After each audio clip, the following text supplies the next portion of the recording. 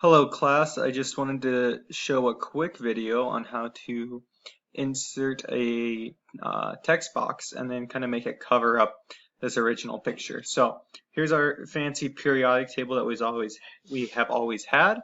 So what I was hoping you guys could do for this activity would be to take a text box. So this little square with a T in the middle is used for a text box. You can click and drag any size you want, and then say something like enter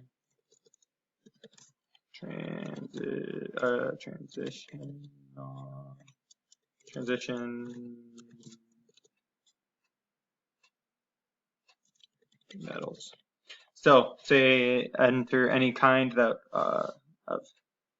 metal or anything that we're looking for, and then a good way to do it where you can start to see it a little better is to change how the text looks. So if we make our text white and then our background of our box black, we can go to our little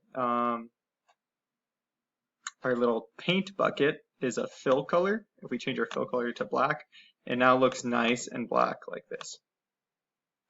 So once we can do that, we can drag it to wherever we want. So I was hoping you guys could fill in your own table and cover up the elements you need.